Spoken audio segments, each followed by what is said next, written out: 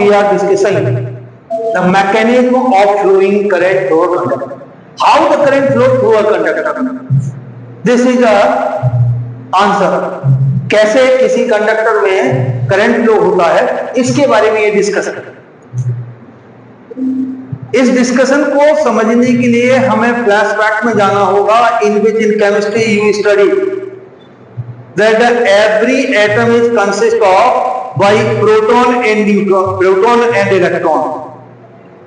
Proton and electron are residuals at the small point of the center of the atom, which is called nucleus.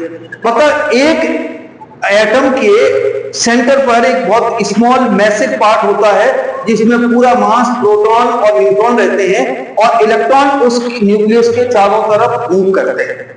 ठीक है, electron जब move करते हैं तो वो अलग अलग सर्कुलर पाथ में मूव करते हैं जिन्हें ऑर्बिट कहते हैं। और आउटर मोस्ट ऑर्बिट का जो आउटर मोस्ट मतलब बाहर वाला सबसे बाहर का जो होता है उसके जो इलेक्ट्रॉन उसमें रिवॉल्व करते हैं उनकी एनर्जी बहुत ज्यादा कम है। तो at the room temperature, simple temperature पर उनको इतनी एनर्जी मिल जाती है कि वो उस इलेक्ट्रॉन को अपनी जगह छोड़ करके उस बाउंड्री में, उस मेटल के या उस मटेरियल की जो बाउंड्री है सॉलिड की, उसके अंदर वो रैंडमली मूव करते हैं। रैंडमली मूव करने का मतलब यह है कि आप ऐसे समझ लीजिए कि this is a piece of a substance and free electron, that electron is called free. वो कैसे इधर जाएंगे, यहां दूसरे किसी ऐसे एटम से जिससे इलेक्ट्रॉन निकल चुका है, वो आयन बन चुका है, उससे टकराएंगे और फिर वो इस डायरेक्शन में, जिस डायरेक्शन में उनको धक्का लगेगा इस डायरेक्शन में चलेंगे। फिर यहां से कोई दूसरा इलेक्ट्रॉन आ गया होगा, वो टकरा होगा, फिर ऐसे भी चले जाएंगे, फिर ऐसे चले जाएंगे, ऐसे चले जाएंगे, ऐसे मतलब जिगजैग टाइप के फॉर्म में इलेक्ट्रॉन इसमें मूव रहते हैं, मूव होते रहते हैं। अब जब इलेक्ट्रॉन इसमें मूव हो रहे हैं तो इसका मतलब है कि सिंपल कंडक्टर के अंदर भी, सिंपल कंडक्टर के ऊपर अंदर भी चार्ज मूव कर रहा है। और this is the definition of current. Current क्या होती है? फ्लो ऑफ चार्ज पर second. So when the electron move this direction, इस डायरेक्शन में मूव करेगा किसी सर्टेन टाइम, तो ये करंट फॉर्म करेगा वो। अगेन दूसरा एक कोई इलेक्ट्रॉन होगा that is going to be opposite side of this motion of electron. इस इलेक्ट्रॉन की जो मोशन है उसके अपोजिट डायरेक्शन में भी जा रहा होगा। और इस केस में इलेक्ट्रॉन की जो स्पीड है दैट इज 10 की पावर 5 सेंटीमीटर पर सेकेंड, इस मीटर पर सेकेंड, इस स्पीड से ये घूमते रहते। जब इस स्पीड से घूमते हैं तो एक करंट फॉर्म करेंगे। एक इलेक्ट्रॉन फॉर्म अगर इस डायरेक्शन में करंट फॉर्म कर रहा है तो दूसरा अपोजिट डायरेक्शन में भी करंट बना रहा है। Conventional direction of current is opposite direction of flow of current, flow of charge, flow of electron. अगर इलेक्ट्रॉन इस डायरेक्शन में फ्लो हो रहा है तो कन्वेंशनल जो है करंट वो इसके अपोजिट डायरेक्शन में होगी। यहां मैं बता देता हूं, मान लीजिए ये कोई कंडक्टर है और इस कंडक्टर के अंदर इलेक्ट्रॉन इस डायरेक्शन में जा रहे हैं, तो ये जो जा रहे हैं तो इसको कहेंगे अपन इलेक्ट्रॉन, इलेक्ट्रॉन करंट। करंट का मतलब फ्लो, इलेक्ट्रॉन करंट। और इसके अपोजिट डायरेक्शन में करंट की डायरेक्शन एज्यूम की जाती है, या हम दूसरे मीनिंग में कह सकते हैं कि जहां जिस डायरेक्शन में पॉजिटिव चार्ज फ्लो होता है वो करंट की डायरेक्शन होती है, और जिस डायरेक्शन में करंट फ्लो होता है, सॉरी इलेक्ट्रॉन फ्लो होता है, उसकी अपोजिट डायरेक्शन में करंट होती है। ओके, तो जब इलेक्ट्रॉन इस डायरेक्शन में फ्लो हो रहा है तो करंट इसकी अपोजिट मानी जाएगी। और अगर इलेक्ट्रॉन उल्टा जा रहा है तो एक करंट यहां मानी जाएगी। स्पीड दोनों की सेम है, सेम चार्ज अपोजिट जा रहा है, तो एक इस डायरेक्शन में करंट बनाएगा, एक इसमें बनाएगा, तो नेट जो आपकी करंट होगी वो जीरो कब होगी? किसी भी एक कंडक्टर में जब पोटेंशियल डिफरेंस नहीं लगाया गया है, यानी इसके ऊपर कोई भी बैटरी नहीं लगाई गई है, तो इसमें क्या होगा? कोई करंट नहीं होगा। क्लियर? अब क्वेश्चन ये आता है कि जब हम, अब देखिए ये इस तरफ जा रहा है और ये अपोजिट डायरेक्शन जा रहा है, तो इसकी जो वेलोसिटी है इस डायरेक्शन में मान लीजिए पॉजिटिव 10 की पावर 5 है, दूसरा इधर जा रहा है ये माइनस की 10 की पावर है, क्योंकि वेलोसिटी में डायरेक्शन होता है माइनस प्लस। जब इन दोनों का एवरेज निकालेंगे तो जीरो हो जाएगा, क्योंकि इनकी जो एवरेज स्पीड है वो जीरो होती है और या ऐसा कहना है एवरेज वेलोसिटी 0 होती है, इसलिए इस कंडीशन में जब इसके अक्रॉस हमने कोई बैटरी नहीं लगाई है, कोई इलेक्ट्रिक फील्ड अप्लाई नहीं की है कंडक्टर के अंदर, तो इसमें करंट 0 होगा। अब हमने क्या किया, अब हमने एक कंडक्टर लिया और कंडक्टर के अक्रॉस हमने एक पोटेंशियल डिफरेंस अप्लाई किया, एक बैटरी लगाई तो ये पॉजिटिव पार्ट होगा, ये नेगेटिव होगा, ठीक है। तो कंडक्टर का ये वाला फेस और ये वाला फेस, इतना ये पूरा पॉजिटिवली चार्ज हो जाएगा और ये नेगेटिवली चार्ज हो जाएगा, और इसके अंदर पॉजिटिव से नेगेटिव की डायरेक्शन में, इस डायरेक्शन में एक इलेक्ट्रिक फील्ड एस्टैब्लिश हो जाएगा, ठीक है। क्या होगा, ये इसके बीच में क्या होगा, एक इलेक्ट्रिक फील्ड हो जाएगी, और इलेक्ट्रिक फील्ड हो जाएगी तो क्या होगा, जो इलेक्ट्रॉन रैंडमली आड़े तिरछे चल रहे थे, दे सिमेट्रिक, एक से नेगेटिव से पॉजिटिव, यहां से नेगेटिव टर्मिनल से, नेगेटिव साइड से पॉजिटिव की तरफ चलने लगे, और इनकी जो स्पीड होगी वो बहुत कम होगी।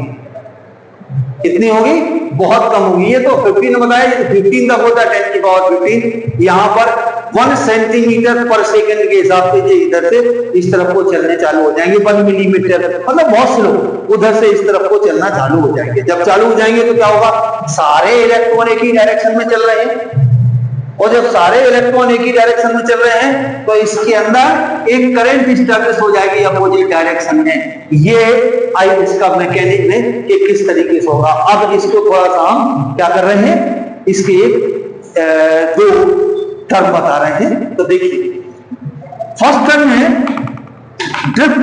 अब ये क्या हो रहा है, यहां तो दौड़ रहे थे, वो खिसकने लग गए, इसलिए क्या होगा, drift speed.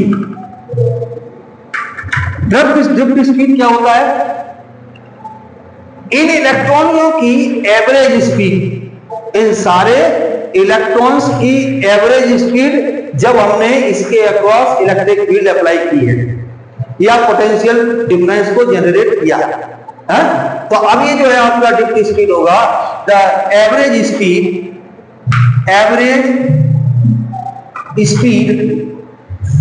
Of electrons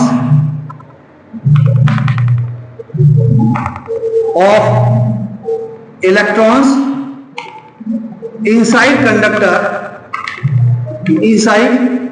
the conductor when applied electric field across conductor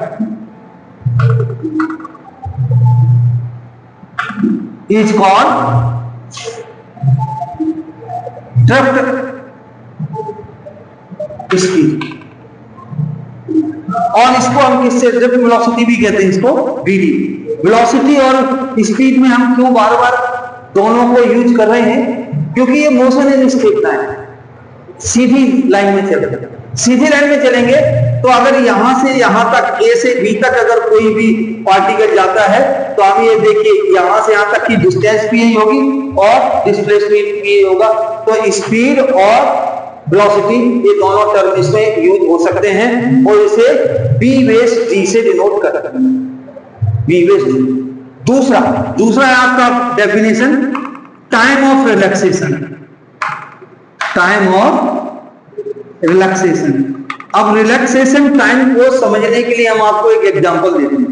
suppose you are sitting in class में बैठे, बहुत सारे बच्चे बैठे, टीचर आए, पढ़ाया और चले गए। या भाई में कई बार ऐसा भी होता है कि टीचर यहाँ पढ़ा रहे हैं, कुछ ज्यादा लिख रहे हैं ब्लैक बोर्ड में, तो एक बच्चे ने अपना ब्लेजर उतारा और एक ऊपर डाल दिया और उसने धमाधम सुताई करी उसकी सारे। तो अब जो उस ब्लेजर के अंदर आदमी है, जो बच्चा है, उसको आराम कब मिलेगा, कि जब तक किसी भी आदमी का, किसी भी बच्चे का उसके सर पे घूंसा पड़ा और दूसरे पड़ने के बीच, यानी लगातार उसकी खोपड़ी में जो टक्करें पड़ रही हैं, उसके मुक्के की खोपड़ी की, उसके बीच जितना एवरेज टाइम लग रहा है एक से दूसरे लगने में, उतना टाइम उसको रिलैक्स मिला, तो वो कहलाएगा टाइम ऑफ रिलैक्सेशन। ठीक है। यहां क्या है, यहां देखिए आप, जब इलेक्ट्रॉन्स आगे की इसमें मूव कर रहे हैं तो मूव करेंगे तो सामने मान लीजिए एक आयन पड़ गया जिसमें से इलेक्ट्रॉन निकला हुआ, उससे टकराया, ठीक है, टकरा के आगे पहुंचा तो दूसरे इलेक्ट्रॉन से टकरा गया, ठीक है, लगातार टक्कर हो रही, सक्सेसिव कॉलिजन। इन टू सक्सेसिव कॉलिजन के बीच में जो एवरेज टाइम होता है, जिस टाइम इलेक्ट्रॉन फ्री होके मूव कर पा रहा है, वो टाइम कहता है टाइम ऑफ रिलैक्सेशन। तो अपन ये कहेंगे the time interval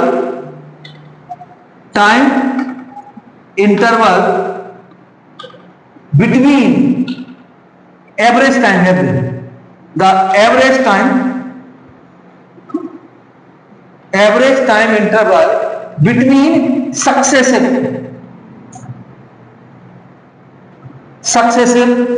collision of electrons and ion present inside the conductor। समझ आई बात कि नहीं आई?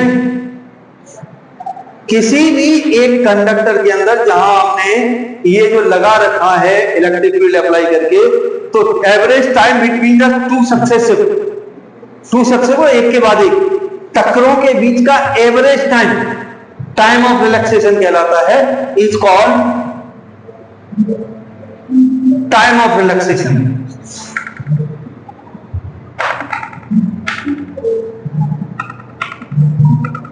और ये टाइम ऑफ रिलैक्सेशन टाउ से डिनोट करते हैं, हालांकि यूनिट सेकेंड ही है टाउ, ये दिस वन टाउ।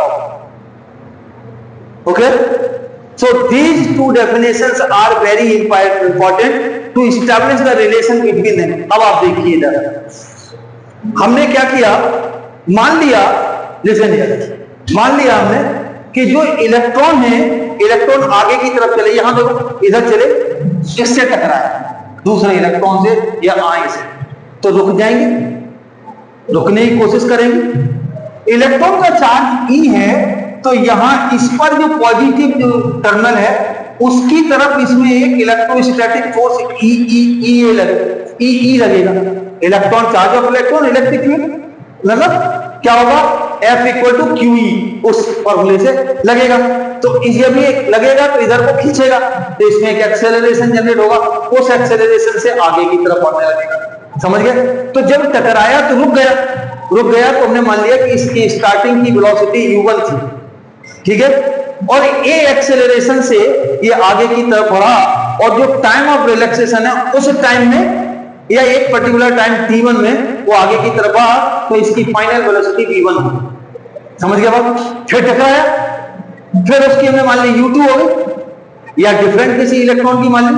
तो ये जो है आपकी जो ये जो बता रहे हैं हम, इसमें इसकी एवरेज स्पीड निकालेंगे तो क्या आ जाएगा, आपकी ड्रिफ्ट वेलोसिटी आ जाएगी, और एवरेज टाइम निकालेंगे तो वो क्या आ जाएगा, वो आपका आ जाएगा टाइम ऑफ रिलैक्सेशन। तो देखिए अब हम मान रहे हैं late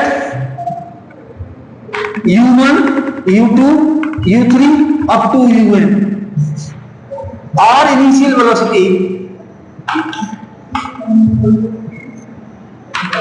of electrons and A is acceleration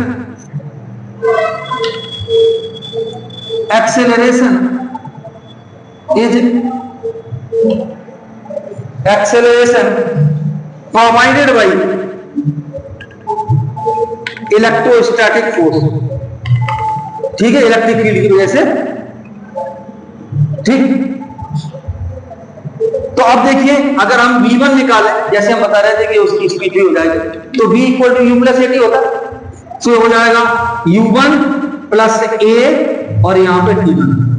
दूसरा होगा v2 equal to u2 plus a t2 और एंड सो ऑन, यहां हो जाएगा bn equal to un plus a और tn। इसके पहले हम आपको और बता दें कि ये जो इनिशियल स्पीड्स हैं इनका एवरेज 0 होता है। क्यों? एक ऐसे में जा रहा है, एक वैसे में जा रहा है, इन सबको प्लस करके डिवाइड करेंगे तो ये जो है आपका या आप देखिए, अब इन सबको प्लस कर दें तो v1 plus v2 up to vn तक कर दें, तो यहां क्या हो जाएगा u1 plus u2 dot dot dot U1 तक हो जाएगा, A प्लस A कॉमन आएगा, T1 प्लस T2 से लेके Tn तक ये हो जाएगा। अब इसका एवरेज, तो ये तो टोटल वेलोसिटी होगा, इसमें जितनी वेलोसिटी उसका डिवाइड कर दे तो एवरेज वेलोसिटी आ जाएगा। और एवरेज वेलोसिटी क्या होगा? एवरेज वेलोसिटी होगा Vd, यानी आपका ड्रिफ्ट वेलोसिटी। तो कैसे लिखना आपको? V1 plus V2 plus Vn, V1 plus V2 up to Vn upon n, ये हो गई Vd। और यहां कितना लिखा जाएगा? Equal to U1 plus U2 plus dot dot dot UN, इसमें भी n का डिवाइड किया क्योंकि एवरेज जीरो होना है, इनिशियल वेलोसिटी जीरो रख देंगे। यहां कितना हो गया? A, और ये जो अपन लिखेंगे T1 plus T2 plus T3 से लेके Tn तक, इसमें अगर n का डिवाइड करेंगे तो ये आएगा एवरेज टाइम ऑफ रिलैक्सेशन। ये एवरेज टाइम हो जाएगा कोलाइजन का, तो ये हो जाएगा। तो अपने पास क्या बन गया? अपने पास बन गया Vd इक्वल टू, ये Vd हो गया इसका, ये रहेगा जीरो तो जीरो लिख दिया, प्लस A और ये हो गया टॉप। ओके, समझ आ गई बात? अब आप देखिए, लेकिन इन दोनों के बीच लगने वाला फोर्स कितना है? ये कितना है? ये है F equal to E into E, ये फोर्स है? तो इसमें क्या लिख देंगे अपन? फोर्स होता है मास इंटू एक्सेलरेशन, इलेक्ट्रॉन का मास इंटू एक्सेलरेशन। और ये कितना हो गया आपका? A इंटू टाउ, ठीक है ना? सॉरी, ये कितना हो रहा है अपना? E into capital E। So A कितना हो गया? E into capital A upon M, ये A हो गया। और इसमें अगर हम इस वाले में फॉर्मूले में पुट कर देंगे तो ये आ जाएगा BD इक्वल टू, एक ही जगह पे small e capital E upon M into tau, ये फॉर्मूला हो जाएगा आपका इसका drift velocity. Clear? So this is the drift velocity. After the drift velocity we will explain the microscopic Ohm's law which gives us, इसके बाद जो हम बताएंगे वो माइक्रोस्कोपिक ओम्स लॉ। माइक्रोस्कोपिक का मतलब ये है कि जब हम ये सारी कंडीशंस अप्लाई करते हैं तो इसके अंदर करंट किस तरीके से फ्लो हो रही है और प्रोवाइड, वो जो रेजिस्टेंस किस तरीके से प्रोवाइड कर रहा है। बंद कर दी।